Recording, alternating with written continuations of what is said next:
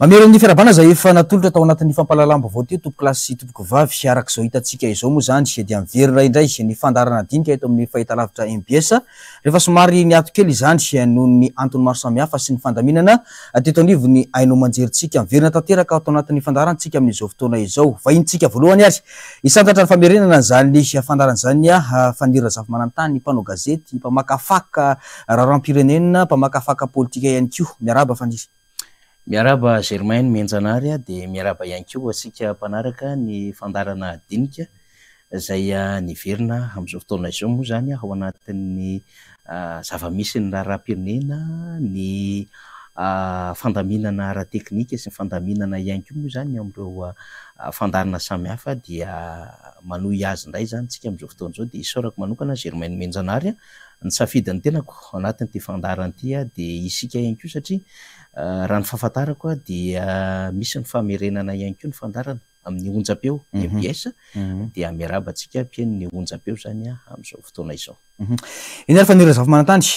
vaovao nitranga tamin'ny farany herinandro teo no anomboantsika anazy makasika ny fanambarana izay nataony Filoha Marc Ravalomanana ho isan'ny kandida hofidinina sy rotsaka ben'ny tanàna eto Antananarivo renivohitra fa mialohan'ny rosoantsika ao anatin'ny ady-hevitra dia ndao aloha arahantsika ny fanambarana izay nataon'izay. Ry vahoaka malagasy sy ny vahoaka n'Antananarivo voaraiky ireo fangatana nataonareo mba hilatsahako hofidina ho ben'ny tanàna Antananarivo renivohitra satria efa nilaza taminareo fa tsy amboadidy efa nametoky anareo fa tsy hamela ny vahoaka malagasy irery rehefa nanambara taminareo aho fa hanokana ny andro sisa rehetra iainako anarena nyty firenena malalatsika ity noho izany rehefa nandinika tamin'ny fotoana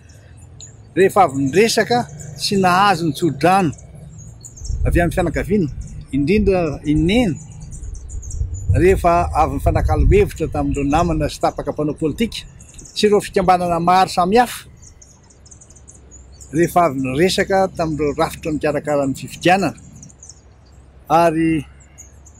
rehefa nahazo ny tsodranon''ireo ray aman-dreny dia nametraka teo am-pelatan'Andriamanitra ny fikasana sy ny faniritsika rehetra ny asa izay ho atao dia nanapa-kevitra fa hirotsaka ho fidiana ho ben'ny tanàna Antananarivo renivohitra Madagasikara. Noraisiko izany fanapa-kevitra izany ho fanarenantsika miaraka ny renivohitra Madagasikara ary ho fanomizana ny tolona ho fanavotana ny malagasy. Apetraka manomboka androany ireo fangatahana ny antonta-taratasy rehetra ilaina amin'izany filatsahako hofidiana izany. Mino aho fa tsisy intsony ny sakatsaka tsy ahafahan'ny kandida hilatsaka hofidiana amin'ny fifidianana izay ho avy. Farany dia mitona sahady ny vahoaka n'Antananarivo renivohitra sy ny vahoaka malagasy rehetra ho vonona indray anjara mavitrika amin'ny fifidianana izay ataontsika amin'ny faha 1 ny volana Desambra ho avy izao. Ombantsika mandrakariva ny Andriamanitra. Eny ary iny ny fanambarana izay nataon'ny Filoha Marc Ravalomanana fanira zava-manantany raha ny eny tsara n'ilay fanambarana teo tsika dia teboka roa ngezabe no voatonona tao teo ny hoe fanarenana an'Antananarivo mba homendrika ho an'ny vahoaka malagasy sy hoe tena renivohitra Madagasikara izay fa ny tapany faharoa dia ny hoe fanohizana ny tolona izay efa natao ny arahantsika nahita ny zavatra nitranga atao anatin'ny fifidianana ho filohan'ny repoblika iny. Ataontsika ambaratonga ny angamba fanira zava-manantany izay ady-hevitra izay raisitsika ny teboka voalohany makasika an'izay fanambarana izay fa ianao ihany koa mpamakafaka raharam-pirenena sy mpandinika politika ahoana ny fahitanao an'iny fanambarana sy ny fanapahan-kevitra izay niraisy ny Filoha Marc Ravalomanana iny. Ya ny fandraisana fanapahan-kevitra toy ireny amina toerana lehibe tahaka izao ho an'Antananarivo renivohitra dia ampisainana tanteraka no handraisana azy ary za mino ho antsika mpanaraka amin'ny fandarana namana Germaine Menjanary fa efa nandinika lalina ary nandalina ihany koa ny zava-misy amin'ny akabeany Filoha Marc Ravalomanana no nandray ny fanapahan-kevitra iny ary ny goavambe ao anatin'ilay fanapahan-kevitra dia hoe nahazo tsodrano tamin'ny fianakaviana zany indrindra ineny izay efa ben'ny tanàna teo aloha zany fa mialohan'ny fandraisana fanapahan-kevitra ny Filoha Marc Ravalomanana iny tsarotsika tsara ny adevitra rehetra dia betsaka ny efa niantso azy vao nanomboka tany amin'ny fiandohan'ny taona 2024 tanoany tany amin'ny volana janoary. Tsarotsy tsara nahita adevitra maro tamin'ny tambazotra sosialy ny hoe mila ny traikefa n'Andriamatoa Marc Ravalomanana no fanarenana n'Antananarivo renivohitra zany mba tsy ho resy tondromaso eo anatrehan'ny adroadro, eo anatrehan'ny laharan'ny tanàn-dehibe na hoe kapitala maneran-tany, satria rehefa mijery ny vaovao maneran-tany isika amin'izao fotoana izao zany dia Antananarivo renivohitra no kapitala maloto indrindra. Antananarivo renivohitra no renivohitra zay azo lazaina hoe ratsy rivotra. Antananarivo renivohitra no renivohitra zay ahitana fikorotanana ho an'ny eto ambonin'ny tany. Antananarivo renivohitra no renivohitra zay ahitana an'izany hoe rehefa mirotsaka ny orana dia tondra-drano no manendika ny tanàna rehetra amin'ny fokontany 270 eto Antananarivo renivohitra. Zany hoe ny fahalotoana rehetra, ny faharatsiana rehetra, ny fahasimbana rehetra, ny fikorotanana rehetra dia tazana eto Antananarivo renivohitra. De tsaroko izay adevitra izay hoe tany amin'ny taona fiandohan'ny taona ity zany tany amin'ny volana janoary tany efa misy olona ny adevitra amin'izay, fa ny amafy le izy taty aoriana saingy somary nangingina kely satria nisy ny fifidianana solombavamboaka zany, fa rehefa vita ny fifidianana solombavamboaka, satria raha ny tokony izy manko dia ny fifidianana ben'ny tanàna sy mpanolontsaina na munisipaly na communaly no tokony tanterahana voalohany zany tany amin'ny fiandohan'ny taona tany. Tsy nanao an'izay moa fitondram-panjakana fa ny fifidianana solombavamboaka no tanterahana izy ireo zany taty amin'ny volana May taty zany. Fa rehefa vita hoy ny fifidianana solombavamboaka mazava ho azy zany dia ny amafy le antso ho an'ny hoe miverena anao dada, raiso ny andraikitrao, io ny zava-misy eto Antananarivo renivohitra, potika le tanàna ary lasa misy endrika batra tsy napozina zany mihitsiny, satria Antananarivo renivohitra zany nge ho an'ny tantara fahiny nafinaritra te ampatsiahy tantara, satria tokony ho fantatry ny tanora ny ponina Antananarivo renivohitra ary ponina Madagasikara zany, satria vao tafiditra teto ny mpanjana tany dia nisy le hoe administrateur maire zany napetraka teto Antananarivo renivohitra, dia ny gouverneur général no nanendry azy, de tany amin'ny 4,990 tany ho any napetraka i de Lion zany zay ny tatana ny tanàna Antananarivo, fa efa nisy ny lefitra tamin'izany zay malagasy avokoa ny sesisesy zany. De taty amin'ny ndeha ataoko hoe 5,700 nisy an'ny Louis Sagay zay raha tsy diso ny fitadidiako no namarana ny fitantanany ny administrateur maire zany. Za tsy teny amintsika hoe nandroso tsara tarehy nafinaritra tamin'izany fotoana androany, fa nisy malagasy zay nakandraikitra zay nifidin'ny mponina Antananarivo ny tatana voalohany mihitsiny zany hoe tena statuena hoe ben'ny tanàna na Antananarivo renivohitra zany dia anisan'izany ohatra i Stanislas Rakotondrina, taorian'ny Stanislas Rakotondrina pasteur Richard Andriamanjato, taorian'ny pasteur Richard Andriamanjato, nisy any Rakotovao Andriantina, nisy any Giwili Razanamasy, de nisy any président Marc Ravalomanana. Fa ireo mitononiko ireo zany dia samy nampiseho ny endrika Antananarivo tsara sy mateonina. Goavambe zay tsara sy mateonina ary tena anisany nahasarika an'ireo mpizahatany. Tsy hoe ny toerana misy ranomasina ihany no mahasarika mpizahatany, na ny toerana misy biby zay hoe inona moa zany mampiavaka amina firenena iray, na hoe toerana misy ala ihany, na toerana zay hoe mety misy tantara manokana, fa ny renivohitra ihany koa dia mahasarika mpizahatany rehefa voakarakara, rehefa misy an'ireo hoe azo lazaina fa fotodrafitrafitra ahafahana mivarotra ny lafiny fizahatany zany, dia nahasarika mpizahatany. Antananarivo renivohitra nitovy filaharana tamin'izany hoe Bamako tamin'ny Mali zany, Accra Ghana tany amin'izany hoe Dakar Sénégal zany,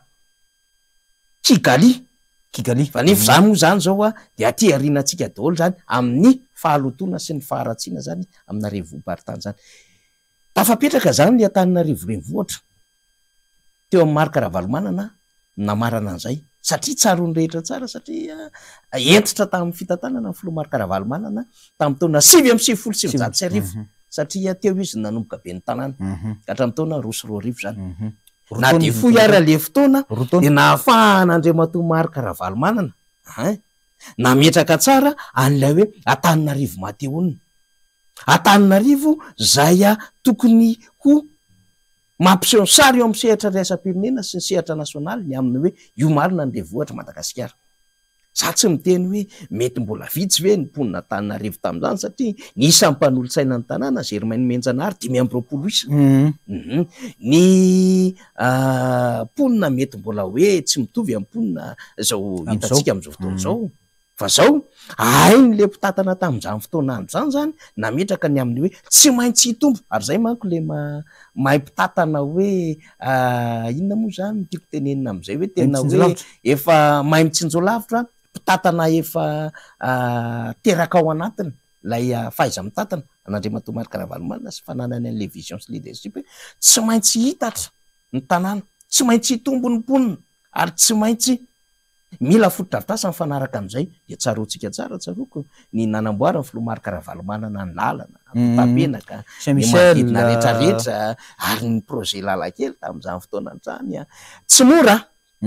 tsy mora tamin'izany fotoana andro nitantana ny filoha marika Ravalomanana tamin'izany satria filoha marika Ravalomanana dia tsy mitovy loko ho an'ny mpitondra tamin'izany fotoana androany satria ny Arema no nitantana. Rehefa nitatana ny Arema zany de nanana ny fomba fijery izy ny aminy hoe izahay dia mitatana ny fanjakana foibe ity misy be ny tanàna zay tsy avy amin'ny loko satria fikambanana kely tary amin'ny tiko arivo ny nanolotra an'le be ny tanàna. Fa afaka niasa tsara ny filoha marika Ravalomanana nanao lalankely. Za mba anisan'ny nahita sy nisitraka an'izany satria teny aminay teny anjana ary tamin'izany fotoana androany mbola tsaron'ny mponina rehetra de mba jejojejo ery zany rehefa andeha hianatra satria de le lalankely tamin'ilay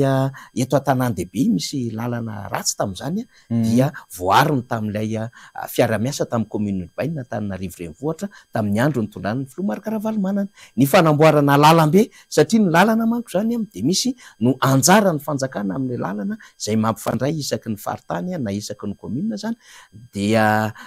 misy ihany koa lalana izay tena hoe an'ny commune Madidio manao azy de natao reny rehetrarehetra zany. Natao ihany koa ny resaka fanomezakasina n'Antananarivo mateonina de samy natsiary ny rehetra satria nafinaritra ny mijery ny manodidina n'Antananarivo zay na le rehetra na teny amin'ny manodidina n'Anosy na teo ampovoana Analakely ny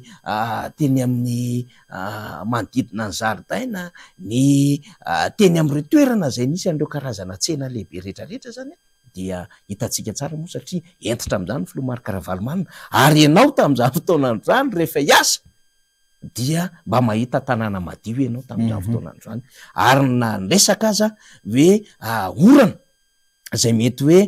mitarika ny olana eo amin'ny resaka tondradrano dia mba voasoroka tamin'izany fotoana androany. Tamin'ireny any misy fiara-miasa matotra teo amin'ny tanàna Antananarivo sy ny Ampipay de tsaroantsika tsara misy ale station de pompage tery Ambodimby de nisy ny fiara-miasa tsara tamin'ireny de ny commune urbaine Antananarivo renivohitra entitra satria misy an'le canal C3 tamin'izany fotoana zany Andriatany sy ny karazany tena anisany nisy ny communication zay nizarainy filoha marika Ravalomanana be ny tanàna tamin'ny fotoana andro miaraka amin'ny mpiara-miasa aminy ny fomba zany fanariana ny fako teto Antananarivo renivohitra mba tsy handeha any amina canal de ny fomba fanarim-pako tena voaroka ara-dalàna ny fako ary samy natsiaro ny rehetra de nivezivezy na de hoe kely de kely aza ny mety ho teti-bolana mbola nampiasaina tamin'izany fotoana androany tsy hoe kely de kely tiako tenenina moa zany tsy hoe amina million fa miliara ihany fa afaka tsara zany nampiodinana ho an'le hoe fahadiovan'le tanàna zany. Ny fanadiovana canal de saika matetitetika ny fambolena an'ireo hazo manamorona ny canal hitantsika nge makany amin'ny lalan'ny Sena Mansisisy reny tao anatiny zany hoe fahaizana mitsinjo lavitra ary ny fomba fanomezana an'ireo hoe fahafahana manorina dia nametraka an'ilay hoe entitra zany ny ben'ny tanàna tamin'izany fotoana zany Andriamatoa Marc Ravalomanana mba ahafahana zany mikajy mandrakariva ny velaran'ilay tanàna zany satria rehefa betsaka ny manao fanorenana de dikan'izay zany atsetsina ny fivoahan-drano de izay le mahatonga an'le hoe mitarika n'ilay tondra-drano zany matoa zany tafapetraka tsara atao anatin'izany fitantanana zany de tao zany le hoe faiza mitatana sy tsenjolavitra de rehefa tonga moa zany anisan'ny mbola nanamarika ihany satria eo zany le faiza mitata amin'ny filoha Marc Ravalomanana fa eo ihany koa zany lay hoe fahaizana mampita n'le faiza mitatana de ny pitana kany amin'ny eny le izy tsarotsika tsara ny vady filoha Marc Ravalomanana ny eny moa fiantso azy ben'ny tanàna taty amin'ny taona 2015 2019 taty zany satria 2014 moa fifidianana natao tamin'izany fotoana antrano zany tsy mora mitantana satria nanodidididina ny 1,200,000 teo eo no na 300,000 mponina Antananarivo renivohitra fa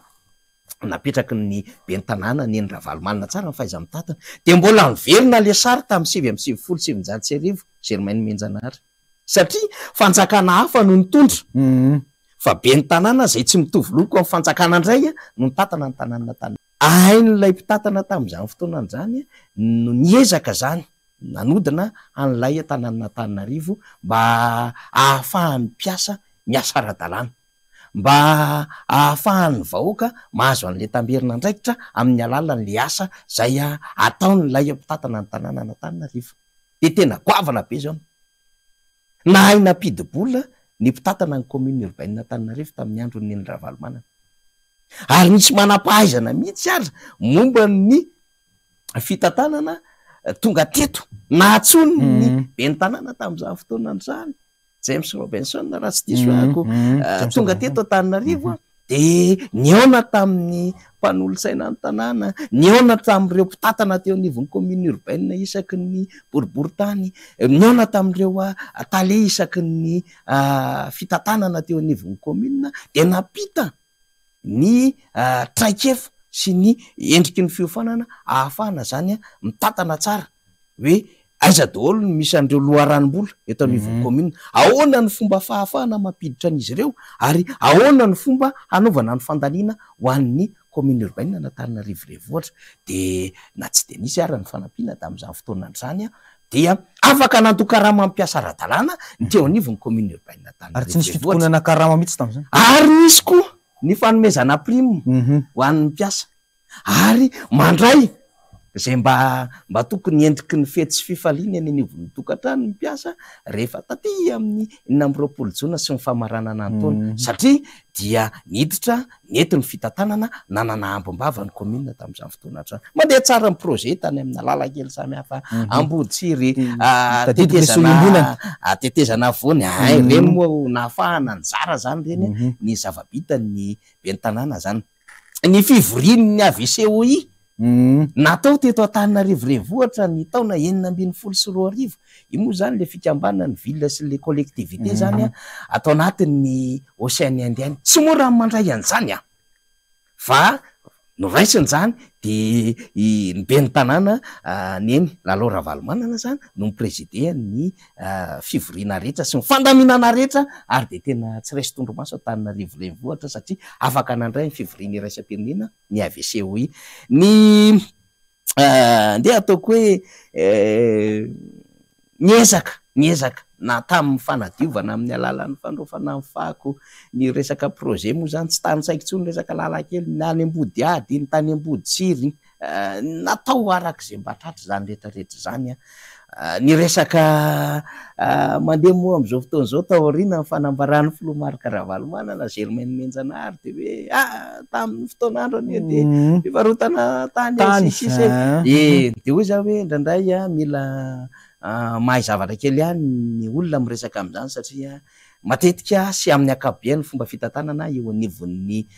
commune zany de misy foana ny mpanantanteraka sy ny mpanapa-kevitra zany tsy maintsy délibération ny ahafahana mandray filakevitra eo anivon'ny filakevitra zany tsy misy zavatra mandehandeha ho azy fotsiny amin'izao amina resaka fitantanana ohatran'izany ary zay no naentitra hatrany amin'ny filomary karavalo manana ny tatana tanàna ny mpita taty am'ireo mpandimby azy satria teo anelanelany reo ray aman-dreny rony teneniko zany misy mpandemby maro be mbola nandray an'izay andraikitra zay ohatra am'izany zao ohatra Andriamatoa Patrika Ramariamanana Andriamatoa Hery Rafaly manana de nandray an'izay hoe sarotiny amin'ny endriko ny fitantanana ny ray aman-dreny zay napita ny fanilome mpita taty amintsika de sarotiny tsika ary tena mametraka tsara ho zava-dehibe ny endriky ny tena hoe renivohitra ty tsy maintsy aseho hoe rak'izao tontolo zao ny fahadiovany mateonina ny fahatsarany ary rehefa tsara ny eny renivohitra dia ny fanjakana foibe no afaka am'rehare zany eo amin'ny sary iraisam-pirenena ny amin'ny hoe tena azo atao tsara zany ny miantehatra raha ekônomika ary azo atao tsara ny mampidi-bola eo amin'ny lafiny fizahantany fa raha mijery ny zava-misy am'izao fotoana zao itsika dia za moa tsy te hiteny hoe aiza le PDS satria samy mametraka fanontaniana tamin'ny vaovao an'i Germain nanontany an'izay hoe aiza le PDS an'Antananarivo renivohitra inona ny zava-misy eto Antananarivo renivohitra am'izao fotoana zao potika ny akamaroan'ny lalana raha tsy manao antso avy tsy fakahitana ianao vao mba misy kitika kely ary ny resaka raokitiana rano orana 10 minitra mirotsaka eto Antananarivo renivohitra de efa misy fitaovam-pitaterana vaovao amin'ny alalan'ny sarety misy aza mampiasa lakana kely eto Antananarivo renivohitra apefilo 67 hectara anosy andrefanambojana ary ny anosy be za tsy te hitanisatro ny Andravoangy be sarety ny manodidina anaty Korondrano sy ny karazany zany ny zava-misy ainany eto Antananarivo renivohitra ny fako zao tsika amin'ny teny zao indrindrandrindra rehefa mandeha aty amin'ny vanim-potoana ny fahavaratra de mavesatra ny fako de misavovona ny fako de hitantsika hoe impiro ny tokona zay ny mpiasan'ny SMA zay orinasa eo anivo ny fiadina ny tanàna Antananarivo renivohitra manao ny fandrofana ny fako zay mihitsy matsy faniry hoe raha somary manao tambirana ohatran'izany de mahatsiara hoe tadidiko tsara ny commune Antananarivo renivohitra tamin'izay fotoana zay satria mbola ny ministeran'ny rano sy ny ministeran'ny rano no nitatana ny fako tamin'izany fotoana zany fa mbola tsy niverina tamin'ny commune ohatran'izao tsaroko tsara ny commune Antananarivo manofa camion 10 isakariva mandroaka fako satria ny tena efa mpanao gazety tamin'izany fotoana zany nijery ny zava-misy fandrofana fako isaky ny alina zany zany isany hoe lasa hoe vola mivoaka ho an'ny commune tamin'ny fitondran'ny ben'ny tanàna Lalao Ravalomanana zay resahako zay ary lasa hoe sarza ho an'ny commune tamin'izany fotoana zany ty resaka hoe fako ty zany satria tsy navitany andraiky ny fanjakana tamin'izany fotoana izany zay mahatonga na miresaka aminao eto hoe raha izao endrika zao ahoana ny fomba hanarenana Antananarivo zany satria lavaka be ry fanira zafy manantany raha mijery ny fomba fitantanana ny commune Antananarivo izao ahoana ny fomba azahoana antoka fa vita ary tanteraka somatsara ny hoe fanarenana Antananarivo araka zay fanambarana ataony Filomary Karavalomanana zay hitantsika anie zany zao ny zava-misy teo anivon'ny commune urbaine Antananarivo ihany resahako hoe na babena trosa tsy fakahitana le commune urbaine Antananarivo renivohitra za zany tsy hitanisatsoa ny amin'ny hoe nindram-bola tany amin'ny Knapsa ho an'ny fananganana n'lay orinasa zay mitaketra eo anivon'ny commune iny efa nasiko fanambarana foana reny tany aloha tany hoe ny fomba fitakiana etra tompoko zany hoe le vola ara-dalàna tsara tokony hiditra zany anjaran'lay commune zany de lasa misy ampahan'olo lafa makazy zay tsy ara-dalàna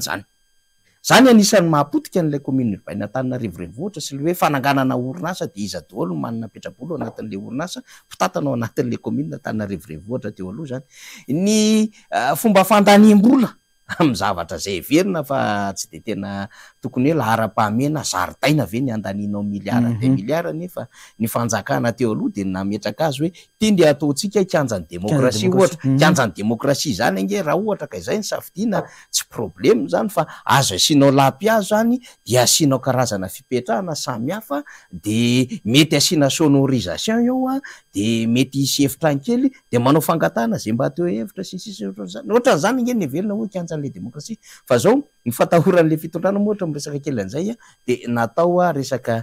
zaridaina le izy de nefa fandaniam-bola be amina miliara hitatsika ihany koa ny resaka hoe misy karazana fanorenana tsena ary tafiditra anaty karazan-dalana samihafa, misy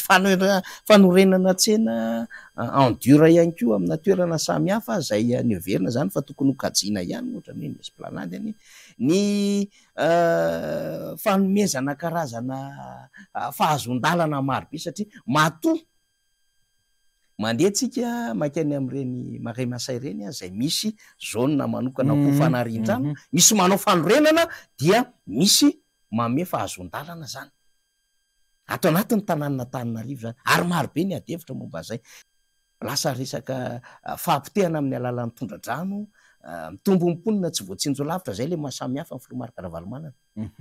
de hitantsika rehefa mitombo mimponina zany mitombo ny filana ka ny fanarenana ho ianao za mino satria zay le nanana ny filomarika Ravalomanana io aloha zany dia goavambe le hoe fahaizana mampidi-bola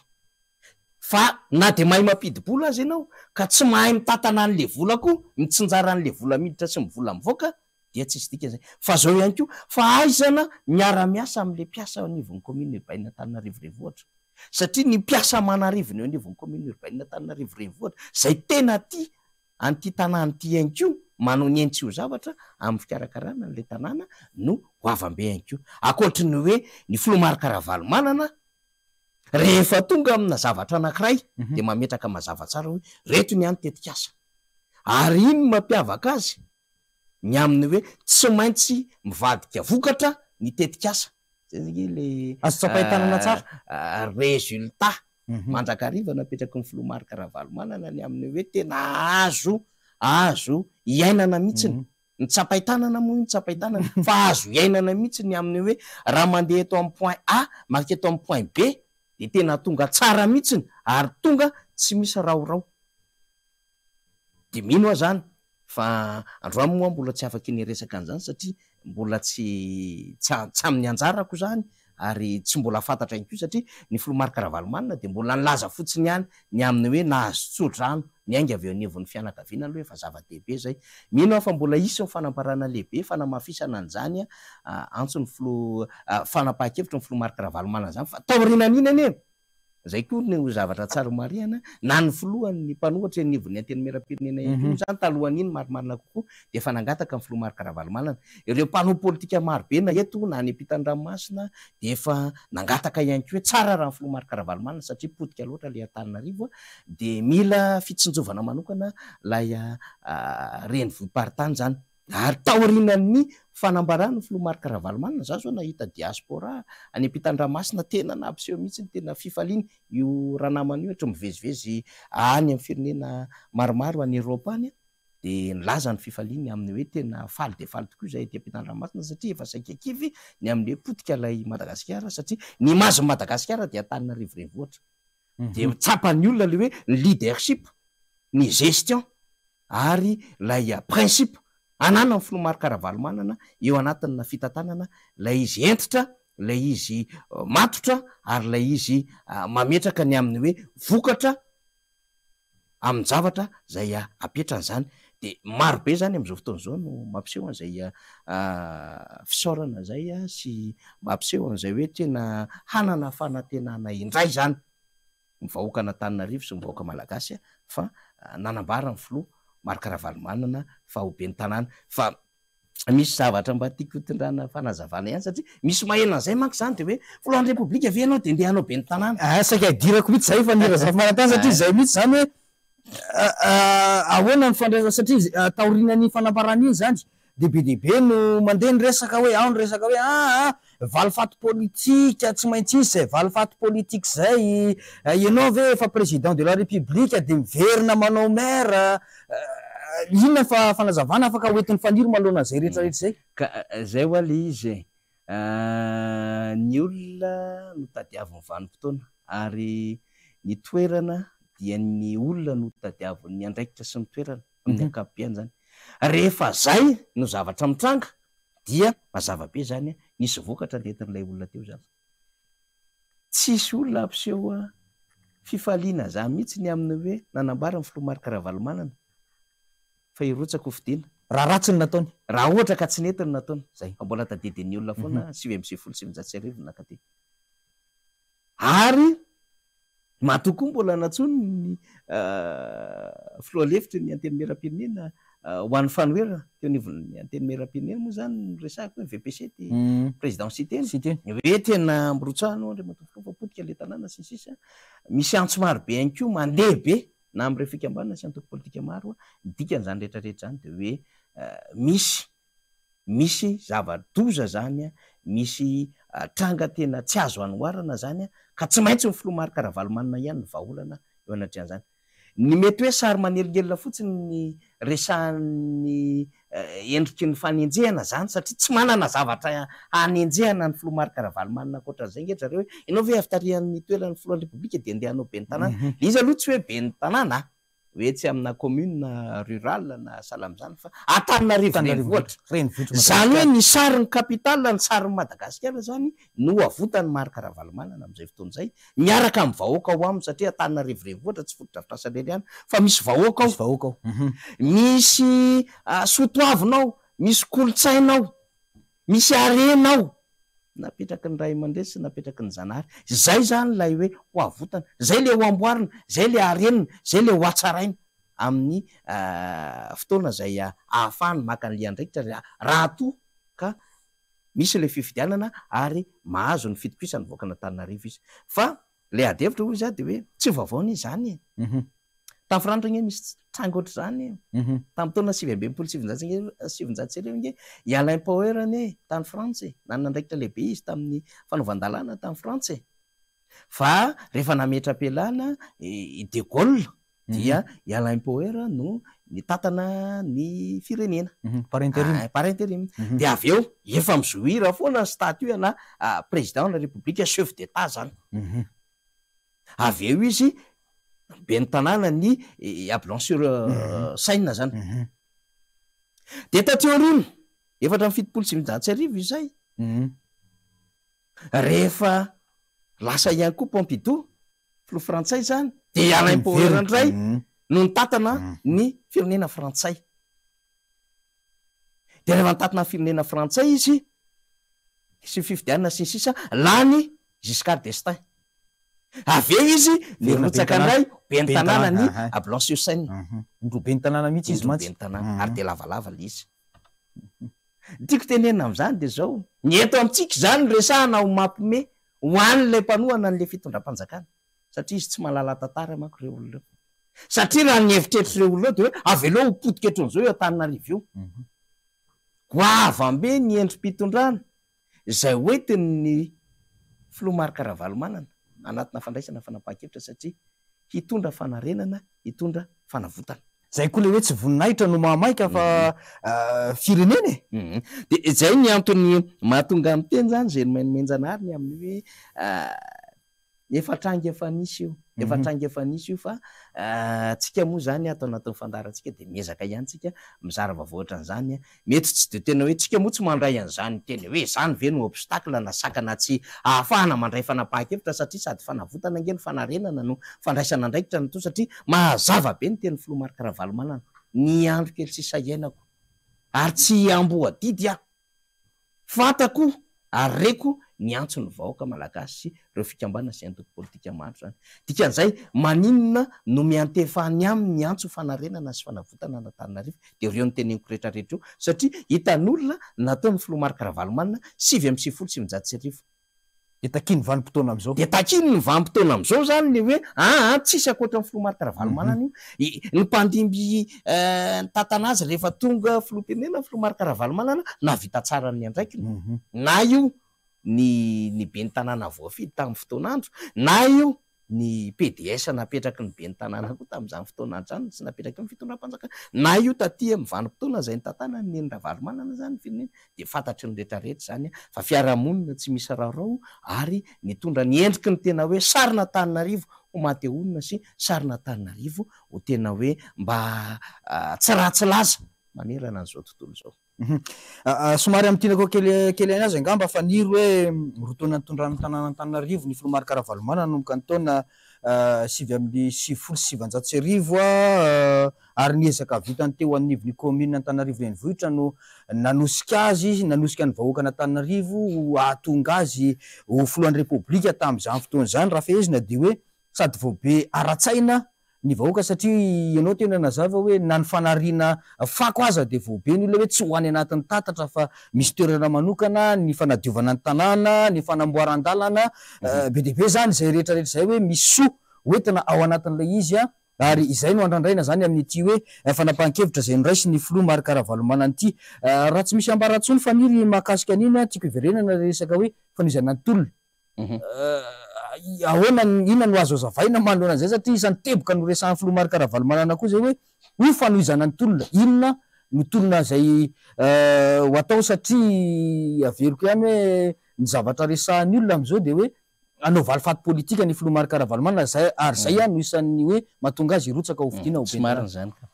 tsy ao anatin'ny fotom-pisaina ny filoha Marc Ravalomanana zany resaka valifaty politika zany zay le tiako tenenina hoe ny communication alefan'le mpiaradia amin'le fitondram-panjakana manko zany zao de hoe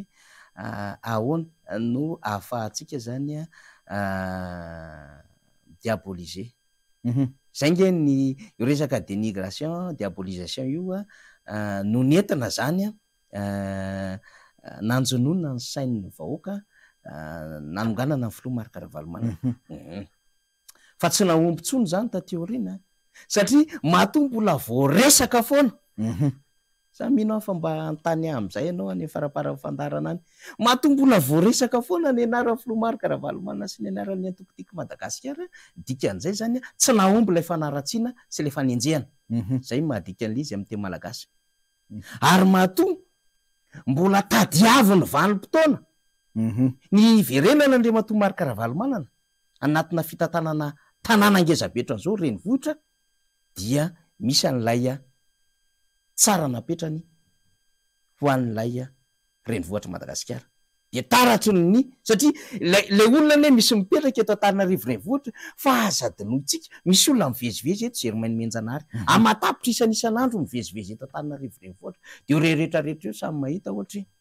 mba rary mivezy eo embouteillage zao reo rehetrarehetra io samy mahita ny amin'ny hoe very fotoana zay amin'ny aratsy ny lalana reo rehetrarehetra reo samy mahita ny amin'ny hoe efa mba tsy rariny eky ny akamaroany reto tsena maro be ohatra za tsy teteny amintsika hoe misy aza ndraindray maty le lalana ka le izy tsy azonao omena tsiny satria tena be loatra tafahoatra loatra le fantrano de lasa tsy maintsy mitady zavatra iainany sy ivelomany lay isaky ny ray metatra le izy amina endrika tsy fifananana masina tsony zany concurrence déloyale zany izy fa ny tiako tenenina am'izay zany de hoe tsy ao anatin'ny filoha Marc Ravalomanana zany ary ny fiainan'ny président Marc Ravalomanana nge fahitatsika de ny hitantsika saika amin'ny akabeany dia fiainana ao anatina vavaka trano dikan'izay zany lay endriky ny fanavotana lay endriky lay fanarenana lay nyresahako teo amin'le hoe tena maika ny hitondrana vahaolana dia zay le hoe fanohizana ny tolona satria ny zavatra mandrakariva nambarany filoha Marc Ravalomanana zany tany amin'ny lalana maro be zay nalehan'ny tany le hoe tena hitondra zany tsirom-panantenana ho an'ny vahoaka malagasy azakivy aza manaiky eo anatria ny fahasarotana sy ny ratsy am'izao fotoana zao ka tena hoe iravoravo tanany zahay fa mbola misy ny fanantenana ka am'izay endrin'izay zany le tolona tena tadiavintsika hoe tsy maintsy ho reharehan'ny Afrika ty Antananarivo renivohitra ty ary isariko avam-be hiseho manerina an'izao tontolo zao rehefa tafarina Antananarivo fa tsy mbola mora koa manarina an'Antananarivo amin'ny toe-tsaina potika nandritry ny fotoana zay namitehany sasany azy taoriana ny fanonganam-panjakana toe-tsaina baranahany toe-tsaina tena hoe ny anay de ny an'io ihany ny fantatray fa tsy tia alalany ho avy zany zay de tongatonga ao an-tsainao daholy ny endriky ny fahasimbana ny endriky ny tsy fivakiana aloha tsy fanarahana lalàna sisisy mbola asa goavany zany tena tsy mora ny andro ny filoha Marc Ravalomanana fijeriko azy manoloana an'izany rehetrarehetra fa za mino araky ny antso nataon'ny filoha Marc Ravalomanana hoe tena miantso ny vahoaka malagasy miantso ny vahoaka ny arivo satria tsy avita rereo nge filoha Marc Ravalomanana sy mpanolotsaina tamin'ny andro ny filoha Marc Ravalomanana nyrotsaka 520 mpanolotsaina am'izao fotoana zao 50 mahery dikan'izay mitombo misamponina mitombo ny filanana fotodrafitrasana mpiara-miasa de tsy maintsy mametraka tetikady ara-ekônomika, tetikady ara-pitantanana zany mba hahafahana zany manao an'lay fitantanana mahomby ka misy fiantraika ny vatana makany amin'ny vahoaka ponina Antananarivo sy vahoaka malagasy ary mba rehare satria rehefa mba manontany ianao an'ireo malagasy monina any ampitan-dranomasina ahoana fijerinareo tonga de direct aloha zay tonga de any amin'ny toerana hafa aloha zay tonga de ary sisisa ohatrany tsy te handalo an'Antananarivo renivohitra avy tsy tonga avy any amin'ny volina etsy vato de mitady hotely petrahana de tonga de mireserve volina aingana de lasa zany nefa malagasy tena tokony hoe mba hitsidika andalo an'lay renivohipartany zany zany rehetrarehetra zany tena asa goavana ho an'ny fanarenana zany ny fanarenana na ny endriky ny foto-drafitrasa fanarenana na ny endriky ny fitantanana fanarenana amin'ny lafo ny ara-toetsaina fanarenana amin'ny resaka tena hoe ametraka soembonina ny fiarahamonina zany goavambe zay Germaine Menjanary satria ity Antananarivo renivohitra ity ara-tantara dia nde hiteny mihitsy aho hoe tsy tongatonga ho azy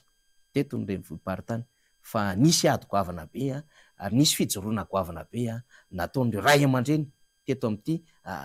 renivohitra ity zany de dikan'izay zany tsy mora ihany koa zany mba hametraka ho zava-dehibe zany ny hoe mba reo ray aman-dreny lasa rehetrarehetra nametraka tantara tsara ho an'le renivohitra Madagasikara de mba any am'izay misy azy any andry ampiadanana fa mba hoeny hoe mba ho tsara am'izay zany Antananarivo mba fomba fijeriko tsotsotra fotsiny zany eo anatry an'le hoe tena nisy ezaka nataony rehetra ny fandimby teto de mbola azo atao tsara zany manarina ny Antananarivo renivohitra. Eny azy hiditra amin'ny tapany faharoa tsika adihevitra faharoa mahakasika an'ity resaka gouvernement ity Fanirarazafy Manantany ny resaka moa zany tamin'ny farany herinandro teo iny talohan'ny tamin'ny fiandohan'ny herinandro teo iny de hoe ny farany herinandro ity no ivoaka ny gouvernement taray volana mahery tsika zao ataoriny fametrapelanina mbola tsy misy zay fitsanganan'ny gouvernement zay ny tena mampime sady mampalahelo am'le izy faniry de hoe ireo ministra efa démissionnaire na ireo ministra efa nametrapelana no anaovan'ny fanjakana tombana am'izao fotoana zao zany hoe filohan'ny repoblika sy ny premier ministre moa zany hoe manao tombana ho an'ireo ministra zay de amin'ny farany herinandro no mivoaka zay mpikamba ny gouvernement izay inona ny mety olana faniry ahoana ny fahitanao an'ireo hoe tsy fitsanganan'ny gouvernement am'izao ary hoe ministra efa niana no anaovana tombana am'izao fotoana zao zany rehetrarehetra zany eny tsisy mahagagatsika daholo zay le atao hoe régime Andry Rajoelina zany ny zavatra tsy nieritreretinao hitanao tamiko ny zavatra impossible possible amin'izy ireo zany zany zavatra tsy mahagaga zany ny fomba fijeriko tsotsotra fotsiny de izy hoe nanana fotoana tsara afaka nanangana gouvernement fitondram-panjakana inona miantony mahatonga teny an'izany za raiky foany ty fomba fijery ty ny amin'ny hoe raha te hirotsaka ho fidiny filoham-pirenena Germaine Menjanary na Fanirarazafy Manantany dia tsy resaka hoe ataitairana fotsiny zany na mba hoe mba te halaza de mba ho resahana de mba ho raiketina amin'ny tantara hoe efa filohan'ny repoblika na hoe efa candidat tsy ohatra zany le izy zany fa tena fandraisana fanapahan-kevitra lehibe io fanompoana tanindrazana io ka na Germaine Menjanary na Fanirarazafy Manantany rehefa tonga fanapahan-kevitra hirotsaka ho filoham-pirenena de heverina fa efa misy ekipa marobe miaraka aminao efa vohomana zany ary farafaratsiny ny ekipa tsy maintsy ho vohomanao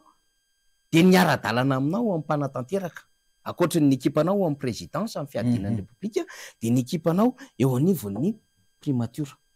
iza nataoko premier ministre iza ny ministra de efa tarataratra zany ao anatin'ny fiomanana hitondra fanjakana satria le olona milaza hoe zay efa niomana fa raha ohatra an'izao le izy tsy niomana le olona satria miodikodina ao anatin'ny taona zany premier ministre anankiray zay tsy nitondra fahombiazana tsy verenantsika zany adevitra zany de ministra mivoaka miditra isaky ny enim-bolana atsahatra kely enim-bolana de averina indray afaka 12 volana na ovaina toerana na ovaina toerana kely indray ny fanovana toerana sy anaranao anatina ministera de mandany fotoana zany za tsy mbola miresaka passation raha ohatra zao ianao manao hoe ministère ny jeunesse sport et loisir de vakinao roa io ministère ny sport fotsiny ray jeunesse loisir iray de efa adevitra be zany eo amin'ny fampandehanana an'le ministère ny organigramme ny antotantaratasy kirakirainy ny olona hiasa am'izany ny fitaovana ampiasaina am'izany ary tsy maintsy misy karazana politika ampitantanana apetraka ohatra PNL politique nationale na loisir na hoanina PNJ politique nationale de la jeunesse ohatra raha anao ianao ohatra de ataonao amin'ny tourisme ao ny culture de ataonao ndray ny inona le artisanat culture artisanat ataonao amin'ny tourisme ao ny resaka transport ohatra de rehefa avy eo ndray vakinao de zarainao roa na telo ndray mbola mandany fotoana be manodina an'izany zany dikan'izay zany rehefa anao fanjakana zany ny olona iray dia fatany tsara hoe reto zany ny vision reto ny projet reto ny programme ireto ny promesse par rapport am'ireo rehetrarehetra eo no andrafetantsika ny ekipatsika inona kosa nefa no fanampitsika inona ny vokatra hoentitsika aorianany 5 taona ka ialatsika eo dikan'izany tsy maintsy manana ekipa zany ianao costaud tsara mihitsy matanjaka tsara hanatanteraka an'ireo zavatra zay neritreretinao fa ho tanterahanareo tafapetraka le filohan'ny repoblika zany natoinona adevitra tamin'ny desambra 2024 angerabe izy nanendry prime ministre de nametraka gouvernemanta iny zany de atao hoe am'le continuité de l'état kely tsotsotra fa ity zay aoriana le élection législative am'izay efa miova ny daonina satria nary zareo ara de nitondra an'le daonina niova hafa ny azy ny député niaraka taminy 2019-2024 fa hafa ndray ny député miaraka aminy aty amin'ny 2024 zany hoe nanova olona izy de misy tao amin'ny gouvernemanta nalefa ny any amin'ny assemblée nationale zany de eto zany tsika miandry am'izao fotoana zao inona no mampisatra an'le izy lalàna de miresaka hoe ray volana amin'ny fametrahana ny prime ministre de tokony hanolotra n'lay drafitra fanarenana am'lay politika akabean'ny fanjakana iny anivon'ny parlemanta ny prime ministre zany ny prime ministre resahany eo miaraka ny gouvernemanta fa tsy hoe onjonjo ny prime ministre samyrero mandeha any zay ma gouvernemanta azy de na io fotsiny ara iny fetra ray volana iny fetrandro ray volana ambarany lalam-panorenana iny de tokony ho ajaina zany inke de zava-dehibe iny dikan'izay zany tokony ho tafatsangana zany le gouvernemanta de le gouvernemanta vaovao no mandrafitra an'lay politika akabean'ny fanjakana zay hisy ny drafitra fanatanterahana zay le plan de mise en œuvre PMO fa natao fialatsiny ho amina trangan-javatra lehibe tsy azo anoarana nanemorana an'le fifidianana 9 novambra hoe cas de force majeure noho nylay fifidianana teo anivon'ny anteny-miaram-pirenena sombamboaka tamin'ny fahasivy amby 20 volana me sy hoe mbola sy tafatsangana le gouvernement de nangataka tamin'ny seni manaovanareo volavolana daty faharoa indray proposition na deuxième date anaovana fifidianana communal 11 décembre ozy ny seni fa ny seni tsy te hanao engagement tsy te engagé an'izy de lasa nalefa ny tany ny conseil d'état l'izy de ozy ny conseil d'état voamarina tokoa ny fisin'ny trangan-javatra lehibe tsy azo anoarana antony roa fifidianana teo anivon'ny anteny-miaram-pirenena sy lay tsy tafatangana an'le gouvernement tampoka nefa le gouvernement andray zay mbola sy tafatsangana nametra-pialana ho germain teo de missionnaire no maka fanapahan-kevitra momba na didy fanjakana dikan'izay zany raha zay ny adevitra tsy tokony hisy indray zany le fifidianana 11 décembre raha fa tokony 6 novembre ihany raha afaka mandray fanapahan-kevitra le gouvernement zay mihitsy ka fa merveilleux-zavatra fotsiny zany rehetrarehetra zany ka tsy tafatsangana le gouvernement koa satria naleo le filohan'ny repoblika zany niaraka amina délégation na nandeha nakany any jeux olympiques tany frantsa de mbola nandehandeha niodikodina tany afrika izy nandeha tany angola izy dinobiso izy hitako ny vidéo foiny nandeha tany rwanda sy ny sisy izy de rehefa miverina vany izy de ozy izy mbola anao tomba an'izay évaluation zay de olona nefa efa nametra-pialana zay de teo anelanelan'izay nametra-pialana koa le olona fa nandray fanapahan-kevitra lehibe amina acte officiel io hitantsika io didim-panjakana rehetrarehetra io zany. Za mahita an'izy hoe misy asa maika nefa miandry tsy afera-courant tsony anie no heverina amin'ny fandraisana fanapahan-kevitra momba ny raha jirama teo rano jiro ny problema fa zao efa rano isan'andro tsy haiko hoe ora firy amin'ny 420 ora no mba mahazo jiro ara-dalàna nytokantrano ray eto Madagasikara. Dikan'izany na io resaka délestage fahatapahan-drano io efa tokony hananana gouvernement io andray fanapahan-kevitra momba an'io. Io resaka fitotonganan'ny ariary efa 5 000 ariary mahery io zay misy fiantraikany lehibe amin'ny vola anatintsika kirakirainy eo anivon'ny banque centrale ny fiodin'ny toekarena amin'ny alalan'ny importation sy ny exportation ho avam-be zany. Mba tsy ilazako tsony ny fanazavahan-kevitra efa nentin'ny Instat-na teo anivon'ny banque centrale la mikasika indrindra ny resaka fitongana vidim-piainana. Manahoana ny PPA ny fahefa-mividy ny pouvoir d'achat ny olona amin'izao fotoana izao. Mila gouvernement raikitra zany andray fanapahan-kevitra sy anodina an'ireo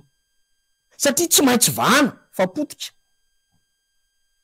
Laya raharaha teo karina eto Madagasikara zany kanefa tsy rototra le fitondram-panjakana fa mpandehanan-draharaha io izy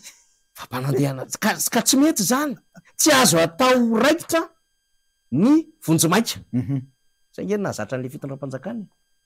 nametrahan'izy ireo gouverneur vonjimaika fa nataony raikitra manam'izao androany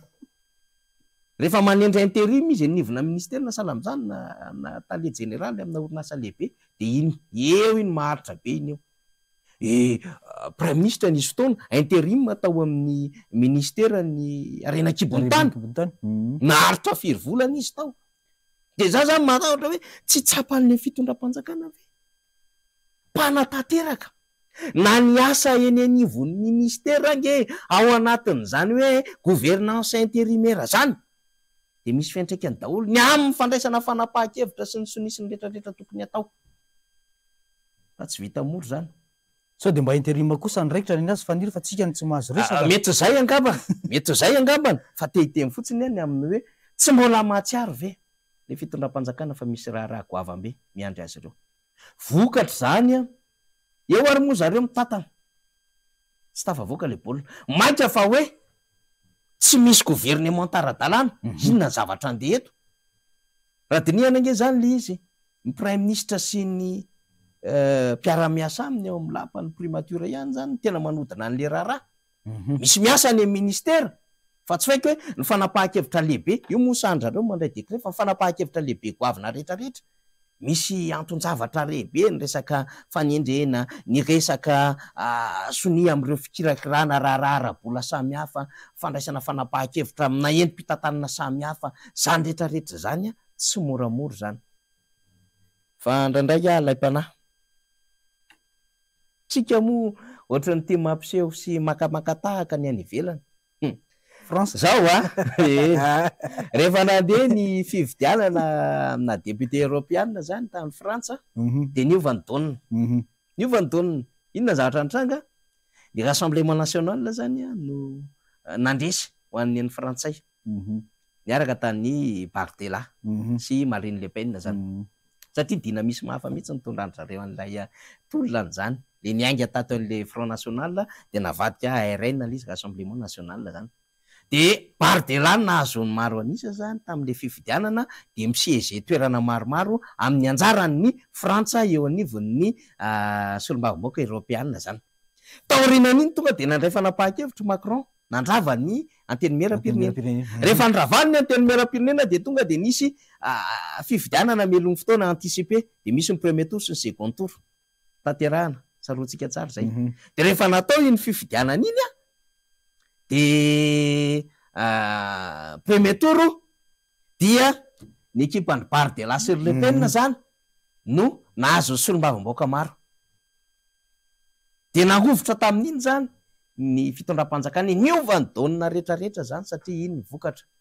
so ihany fa mbola misy an'le second tour tonga de hoe barrage tsy tafiakatreo ny RN tsy mahazo maro anisy ireo de nametraka amin'ny paikady ny taty amin'ny ekipa miaraka amin'ny Rio Hollande sy ny sisa zay renaissance be da be zany nanao ny majorité présidentielle koa niaraka andry Macron, nanao ny anazy zany, nanao ny anazy ihany koa ny taty amin'ny Mélenchon sy ny rehetrarehetra, misy ny nouveau front populaire zany NFP. De lasa le NFP tampoka no nahazo solombavamboaka maro indray rehefa nisy an'le second tour tany Frantsa zany.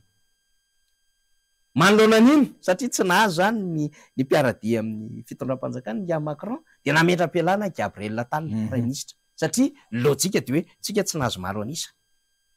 mametra-pialana. Zany no fomba fanaovan'ny olona politika fa tsy hoe seza no mampidongana eto fa tonga de nametra-pialana. Fa ozy Macron hoe acceptena ekeko ny fametrahanao fialana fa ho an'ny tombontsoa ambony firenena intérêt supérieur de la nation. Attal janony ianao aloha eo fa andray Jeux olympiques tsika. De nandeha les Jeux olympiques atao anatiny ray volana teo eo lalatsaka kely. Tsy nisy olana mihitsy satria raha atao anatin'izay no sady variana amina resaka fananganana gouvernemanta ny fitondram-panjakana. Kanefa andray an'les Jeux olympiques zay délégation na any amin'ny ray alina mahery ho sahirana zany. De lehibe amin'izy ireo zany ny fitantanana ny firenena zany. Am'izao fotoana itenenantsika zao efa vita les Jeux olympiques. Fa tokony efa hanendry prime ministre zany ny Frantsay. Fa mbola mandeha ny adevitra ato anatin'le NFP, ato anatin'le rassemblement sy ny renaissance sy ny sisa hoe ahoana no ahafahana mitady terrain d'entente hanendry prime ministre. Mandeha ny anaran'ny Bernard Cazeneuve, mandeha ny anaran'ny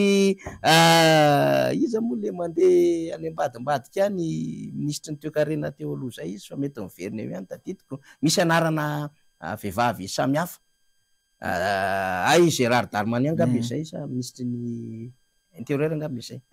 Miverivery ihany zany. Mbola mitady zany vokatra ilay lalàna, vokatra ilay majorité, vokatra ilay tsy fananan'ilay fitondram-panjakana tena hoe maro anisa raikitra tamin'ny fifidianana sy ny mamoaka. Miena zany ny fatokisan'ny olona azy de tena mipeze tsara n'ilay décision raisiny filoha Frantsay Emmanuel Macron. De aveo moa zany rehefa hita io prime ministre io rehefa aveo mahita terrain d'entente ohatrareo tsy maintsy anendry ministre ihany membre ny gouvernement. Zany indray alam-pianay izy so de hiandra ny gouvernement ta Frantsay hitsanganara. I gouvernement teto Antananty so iaho alailay mpanay kely ihany indraindray. Satria tsy hitako mihitsy tsy Jeux olympiques any raisitsika teto. Eto tsy misy crise na hoe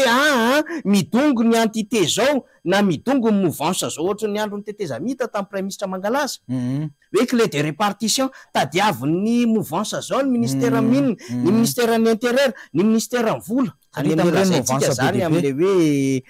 inona moa ty pouvoir régaliana zany. Hoe reto zao no tadiavin'ny anina tsy mety mahita.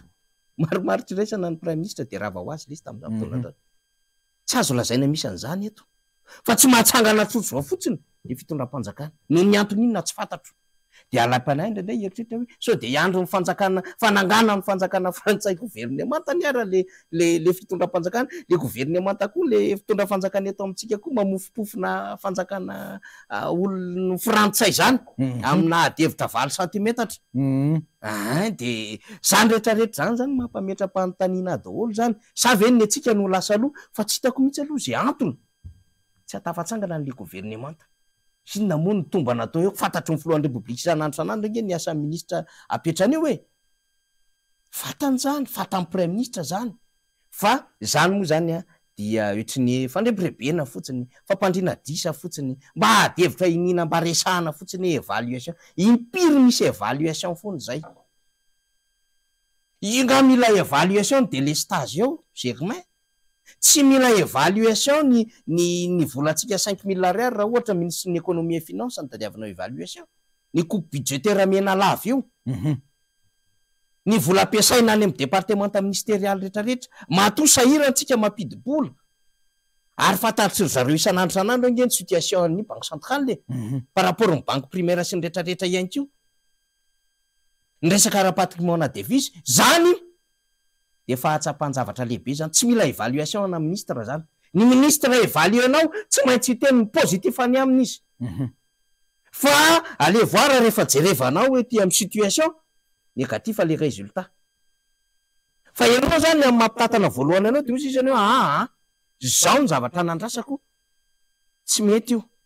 Izay reto anefa ny zavatra contrat social ifanarahako amin'ny vahoaka tena tsy ho tonga amin'ity olona ty mihitsy le izy. De miverina amin'ny ady hevitrako farany taminao sahirana mitady ekipa ho mpikambana anatin'ny gouvernement io gouvernement io fitondram-panjakana io akoatrin'le hoe mbola mienoeno angambana asiko angambany foana zany satria za moa miresaka an'izany eo anatina anyany kely samihafa satria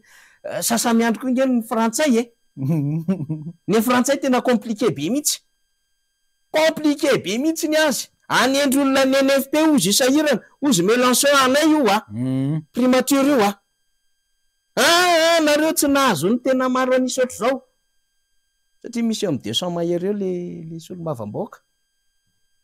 Raha omena ny ekipa ny NFP koa io zany hoe ho sahira Macron fa mipanohatra azy ny en primature voaelingelina tsy fakahitana misy zavatra manahira tena azo edikevitra ary normal ny any Frantsa fa le tsika ty hoa gagitsika efa nahazo efatra amby 20 izy tamin'ny résultat officiel ny ACC solo-mavam-bahoaka de ny ampy 40 tsy miankina zato zany de inona mbola sakana tsy ahafahany mandroso ary milaza zany fa tena mbola vonina noana azy mpiaradia aminy hoe pita be ngeny ny ekipe ao anatin'le TGV ary zay efa nisy fotoana le secrétaire national an'le TGV Faritan'Antananarivo tena raha zay tena TGV no mitondra eo tena zay daholo maloso le firenena ka vetesina am'izao le Madagasikara tsy maintsy mandroso ko maninona tsy atoko isanao ny ekipanao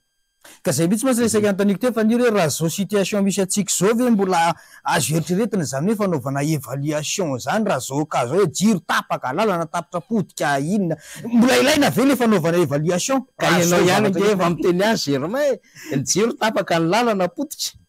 ianao ihany efa miteny azy ny jirama zany zao fa raha fa ambony ny fanapahan-kevitra satria tsy maintsy niteny le DG ny jirama no fimenomenonana tety de hoe anao orana artificial na provocation na pluie tsy mbola hita aloha le izy hatramin'izao mandraky teny androany anao bara sinsisa za mba te an-tany raha vao tsenjo lavitra ne volobe saofika tsy ohatr'izao Madagasikara ary raha tena nahay ny tatana ohatry ny tondrano ny Filomaro Karavaly manana le am'le hoe tsy maintsy hitombo ny filan'ny mponina ny arinany doranga hitodika any am'zareo Pays-Bas Nederlandsika ndao hitady amin'ny varotsila mila groupe tsika fa ny arinany hitombo ny mponina hitombo ny filana itsika iantso amina resaka industrialisation mitady force na électricité matanjaka zany angovo matanjaka zany de eo zany ny antony mahatonga anazy hoe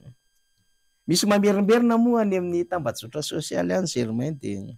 za mino fa hitan'le olona miteny azy le izy misy karazana vidéo fo ihany hoe tao anatin'ny 20 taona 400 mégawatt ny vokatra teto fa rehefa tonga afaka 5 taona 400 mégawatt natoko ao anatin'ny 10 taona za manontany firy mégawatt zany zao tsika ny disponible tsy njarainy jirama io mampisavoritaka ny jirama io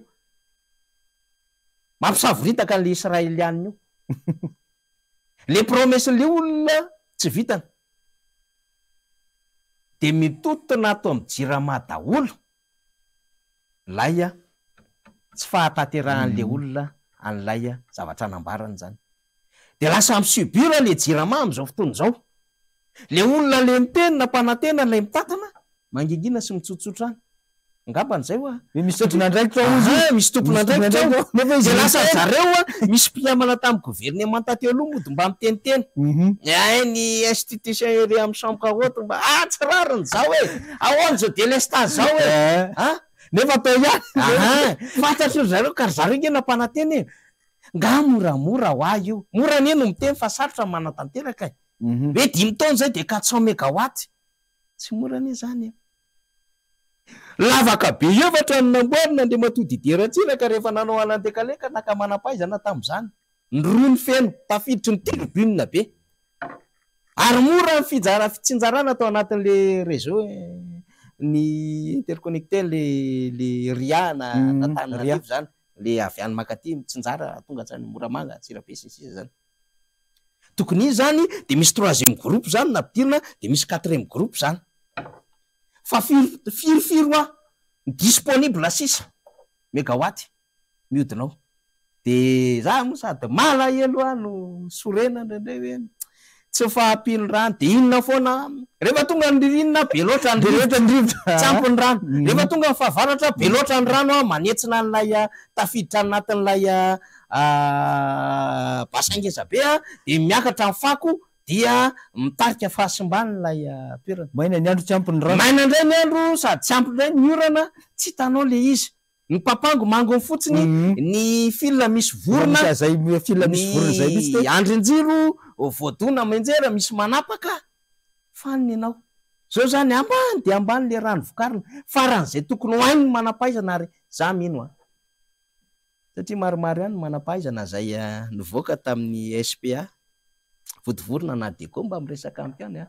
momba ny hydraolika zany ny tontolon'ny rano momba ny tontolon'ny herinaratra fa tsy mba miteny amiko izy ireo hoe azo atao tsara le sy faniry manarina an'io fa le volonté sy le hoe tena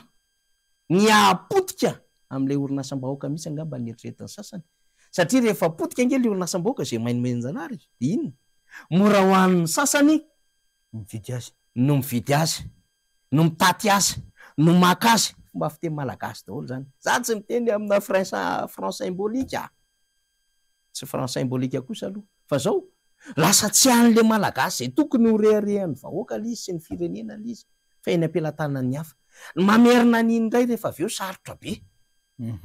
mamerina n'ireny sarotra be rehefa privatisenao le izy de nationalisenao sarotra be maka an'ireny eny ampelantanany hafa ka zany rehetrarehetra zany afahantsika mijery hoe tombana aveo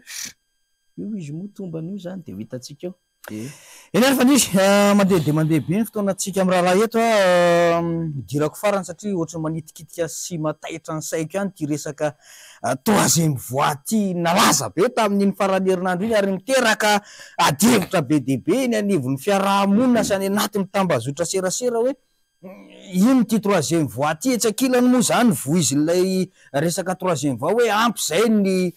de la politika ho ana olona anankiroa de zay le verenako am'le fantanina sy le resakitsika amy rahalahy tamy voalohany hoe maninona firy taona ty aorina mbola voatonona foana ny anaran'ny Filomary Karavalomanana sy hoe mbola voatazona ny tanjaka ilay antokotiko Madagasikara eto amin'ny tany sy ny firenena eny za moa amina zavatra ohatran'ireny Germain tsy de tena hoe raisiko zava-dehibe le izy antony mahatonga miteny an'izany de hoe mety misy zavatra marobe mbola tsy de tena nilalovan'le olona miresaka amin'izany angamba de micomprendre rahako satria zay zany mba stratégie hitany na hitan'ny olona zay miaraka aminy any ambadika any tsy fantatro zany am'izay mpiara-miasa aminy zany fa ny fivoizana resaka ohatran'izany tsy resaka fankalan'olona hoe ampy zay ny Rakototsy Rabe tsy zany io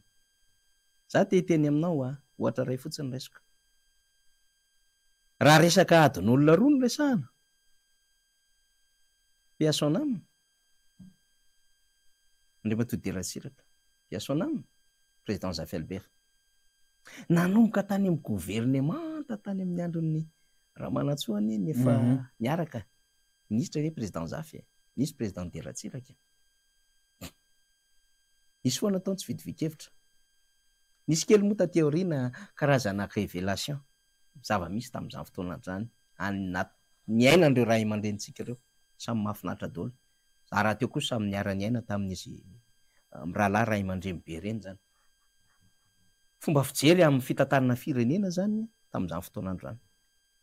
nitola izy taty amin'ny Hervelona Rasalama zany hoe mbola tsy voavandrareo tany izy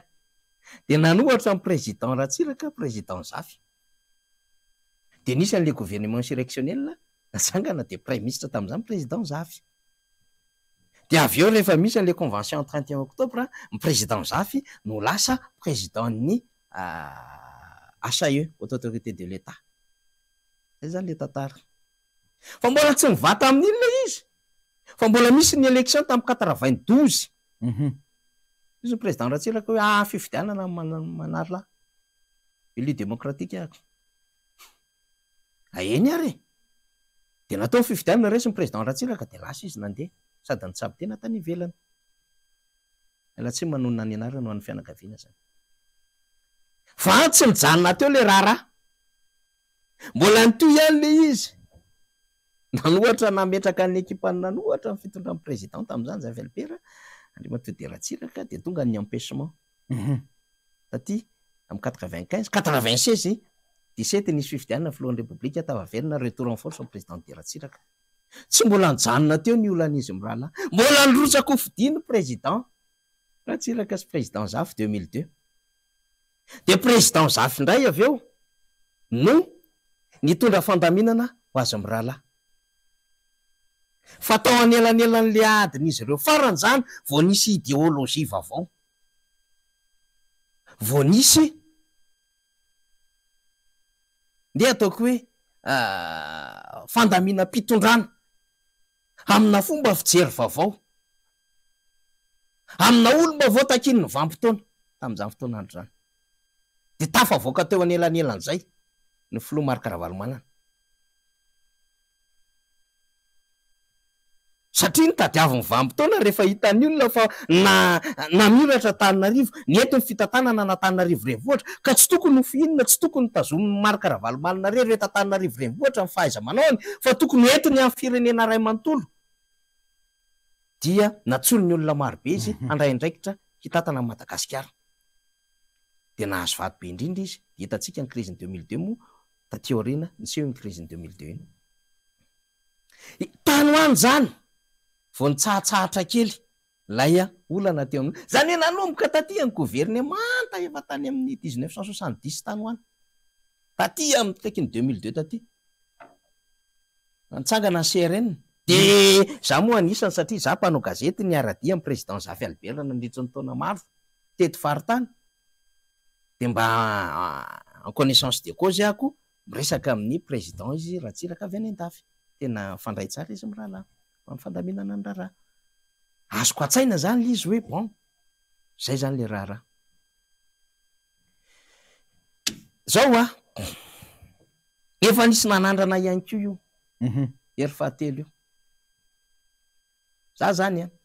nitondra amin'ny endriky ny fomba fanaovana politika vaovao mihitsiny Andriamatoa Hery Sorazafy Maleo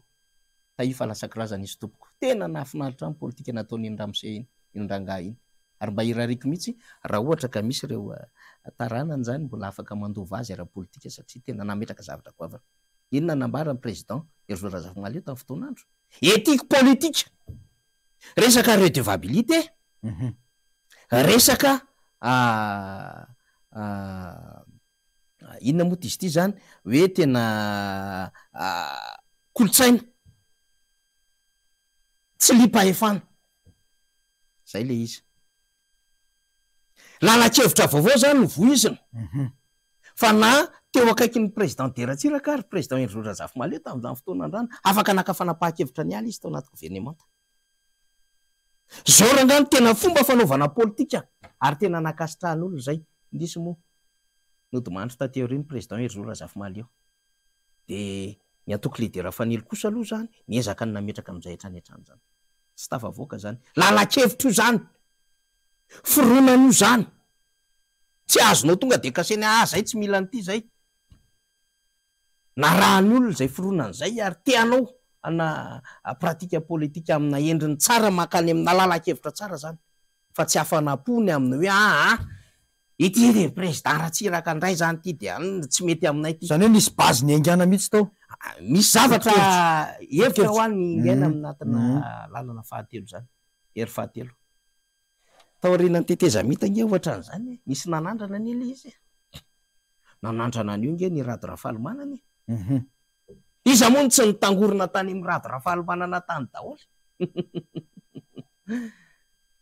tsena tanora malagasy mahafinaritra ty tsara mifanio-kevitry ny Rado ary rehefa maneho fanio-kevitra izy président ny Rado Rafalomanana mba matetitety nisy fotoana mifampiresaka izay mirahalahy lina ny rehetra mijery azy maneho ny heviny tsy lasa lavitra le izy tsy lasa lavitra le izy nanana ny fomba fijery io ihany ko satria nieritreritra nikase an'le olona roa ihany ko Re Matoa Orlando. Tale General Trésor. Miala tsiny tompoko. Mahafinaritra ihany koa. Reny mahafinaritra daholo reny namana nytononontsika ireny zany. Tia tanindrazana daholo le ngereny. Fa tsy mipasy le izy. Tsy lasa lavitra daholo le izy. Ny voyanio nge. Vita! Après 2023-24 inga Paul Rabary tsisy ravany mananjany tsony. Mpandalina fiarahamonina goavambe. Fa io mbola tsy novampotoana le Matoa Marc Ravalomanana. Io zany tsy azonao terena hoe petraka am'izay nareo mianaka. Zay zao. Amina forsa inona efa nitsapaina ve? Amina endriky ny lalàna inona? Amina raharaham-pifidianana makaiza sy ahoana? Efa vory ve? Efa conditionné ve ny ekipanao sy ny olona eraka aminao? Ny moyen olombelona zany fitaovana zany rabolo zany nanana ny tanjaka nge Matoa tonga teo ihany na inona fanoherana n'Andriamantonga Rajoelina. Nanana ny orinasany izy ko, nanana fidiram-bola mazava tsara izy ko, nanana ny orinasa tseraserana izy ko, nisy olombelona vitsivitsy maromaro niaraka taminy ko, nisy mpanao politika marobe niaraka taminy na tiana na tsy tiana ko, nanana ny réseau any international izy. Ka zay indrindra mantsy faniry hoe hitan'ny faniry tiako anontaniana zany hoe raha mijery an'le descente miaraka amin'ny président Marc Ravalomanana de tsy karitra lay hoe ohatrany mbola mangeta etazy ny olona, tsy ohatra moa zany fa tena hoe mangeta etazy ny olona, misy mitomany eny an-tratrany mihitsy, miverena reny ny antsoantso amin'ity firotsahako fidiany ity, inona daholo ny andraisana zany hoe maninona mbola izay ny zava-misy amin'izao fotoana izao. Ka io raha nahavita azy le fitondram-panjakana ka tena namirapiratra Madagasikara, dragona taty amin'ny Ocean Indian Madagasikara, za tsy andeha any Afrika aty amin'ny Ocean Indian, sika nge resin'ny Maurice amin'izao fotoan'izao ara ekonomika. Raha ohatra nahavita ny defiany ho tena hoe ho tazaniny zao tontolo zao Madagasikara, tsy andeha lavitra any fa hoe tena anisany andraindray ny Afrika Madagasikara. Miaina ara-dalàna ny vahoaka ato aminy, tsy ambony be ohatrin'io fa efa mividy, tsy mitotongana ohatrin'io ny arary, tsy hifankahitana ohatran'izao ny délestage. Zo fototry ny rehetra ny azona rano fisotro madio, tsy mahazo an'izany rano fisotro madio zany tsika. Tokony hianatra ara-dalàna ny zaza malagasy. Ahoana ny taux de scolarisation, ny alphabétisation? Misy tsara ve ny cantine any amin'ny sekolim-panjakana? Ahoana efa gratuit ve ny fidirany zaza malagasy any amin'ny primaire? Ahoana ny fitsaboana amin'ireo tena sahirana ka tena mila fitsaboana? Ahoana ny remboursement mpiasam-panjakana? Ahoana ny installation mpiasam-panjakana? Ahoana ny décoration mpiasam-panjakana? Ahoana ny avancement samihafa? Ara-dalàna ve zany? Tsy le tenin'le olona tamin'ny 2018 ny hoe efa mety ve ny zao, efa mety, tsy zany ny anotaniako fa ny zava-misy iainana amin'izao fotoana izao.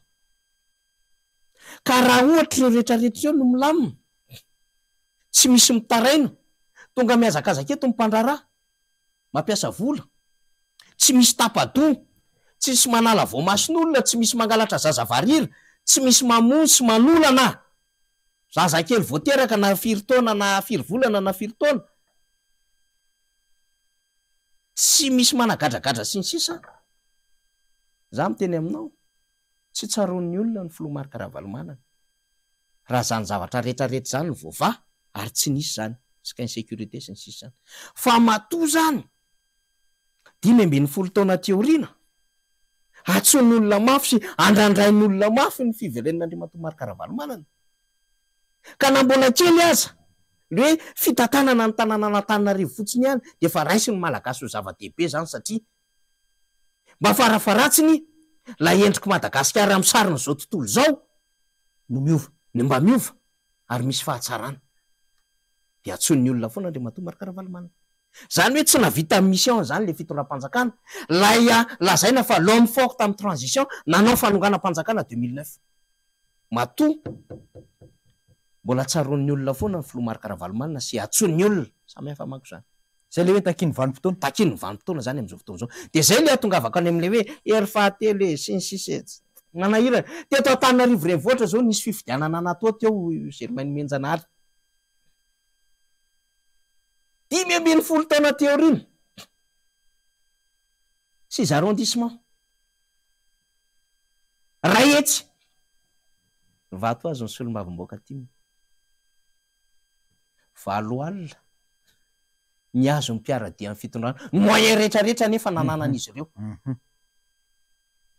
zay resaka hoe moyen de fa zay zany tsy miresaka an'izany tsy an'izay efa kibo mitsara tena ry zareo hoe nety sa tsy mety misaina ny Antananarivo e misaina ny voaka malagasy e ary misaina reo diaspora ny ivelan'ireo matoa mbola tonga amin'izany antso zany de zay no tiako tenenina hoe tsara ny fivoizana lalana fahatelo hery fahatelo fa tsy fankahalan'olona lizy tsy ohatran'izay mbola mila ampianarina zavatra betsaka koa zany zay miresaka zavatra ohatran'izay zany misy dingana voatanjona ny dongona tompoko tsy tendrombohatra loha zava fa misy lalana samy hafa ahafahana ho tonga amin'izany ka rehefa mivampotoana mihitsy no miteny okzay tsy mila an'izy mirana tsy le any am'le averina ntsony fa le averina efa mazava ny tenitsika am'izao fotoana zao mivampotoana mihitsy zany mitady an'izay misy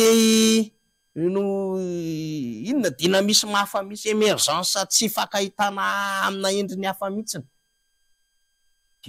de takona ho azy nge reo olo reo hoe tsisy mpiteny tsony reo tsisy mpanaraka tsony reo ka tsy fanaratsy indrindrandrindra ny filomarika rahavalomanana zao mbola fanamarana ny filomarika rahavalomanana za vao ny angeteny vo fianakaviana tena nahasodrano avy amin'ny fianakaviako indrindriny eny fa de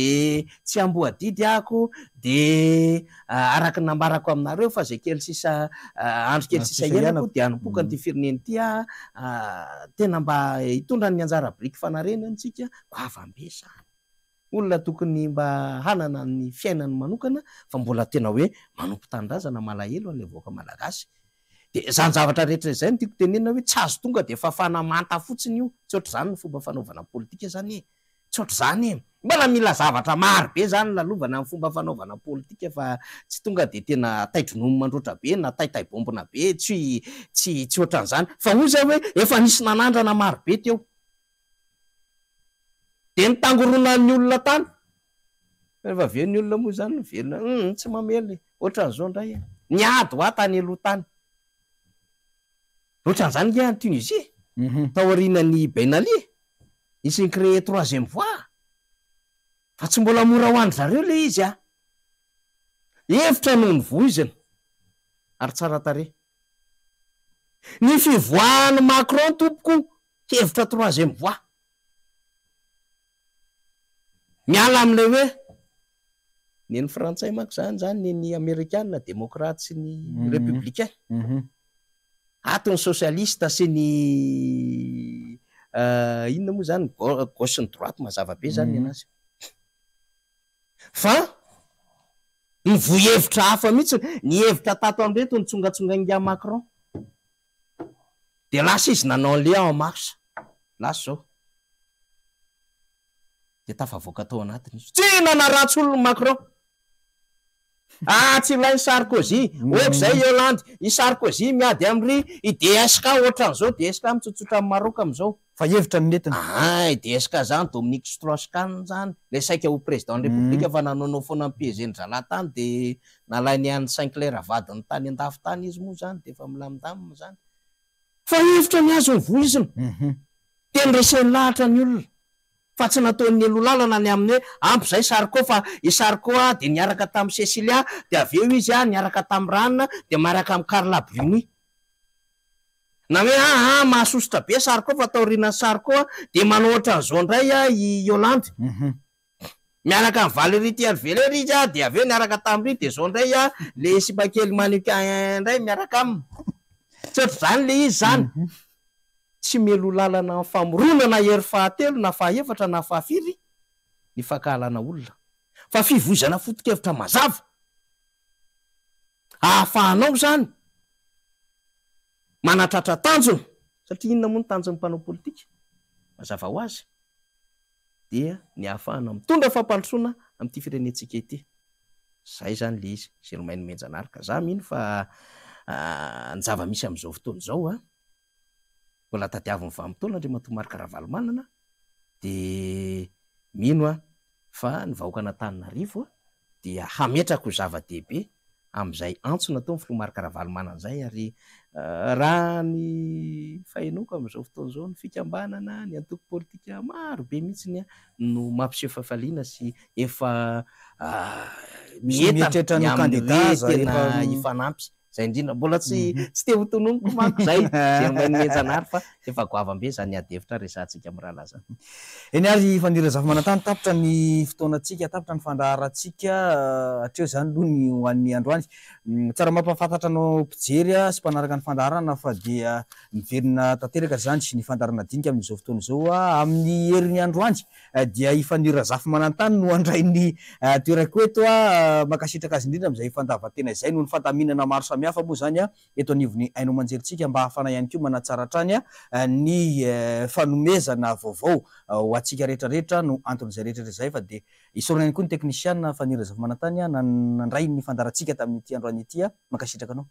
Eny ary de ampanaitray tena mihitsy Germaine Menjanary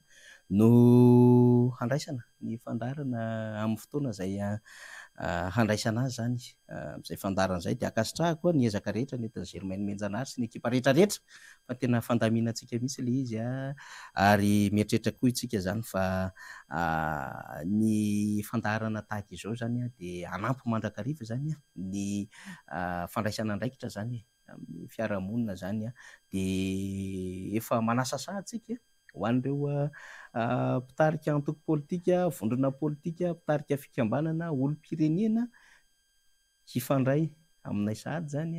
de hanao ny fandaminana amin'ny fahafahantsika maneho hevitra anatin'ny fandaharana dinika zany, fa hisokatra ho an'ny rehetra zay fandaharantsika dinika zay, de efa akasitrahako foana hoy ny fandavan-tena ihany koa ny Germaine, satria ankoatran'ny asa nge de nisy fandavan-tena maro be ihany koa tsy moramora zany fa de akasitrahana Germaine de ifandimby fotsiny toerana amin'ny rahalahy zany fa ho an'ny fitiavan-tanindrazana Dolo moa zany rehetrarehetra zany. De misaotra betsaka antsika koa tamin'ity androany ity nanaraka ny fandaharana, mety misy hoe masisika kely zavatra nambarako fa mino fa mety tsy hanafotoana an'izay mety ho voatonona zany na mety voaresaka tamin'ny endriny samihafa, fa zay le hoe hevitra no zaraintsika sy apedintsika fa isika de olombelona malagasy ray ihany zany. Makasitraka indrindra. Makasitraka anao nanaraka ny fandarana hatramin'ny farany, isorana teknisiana veloma tompoko.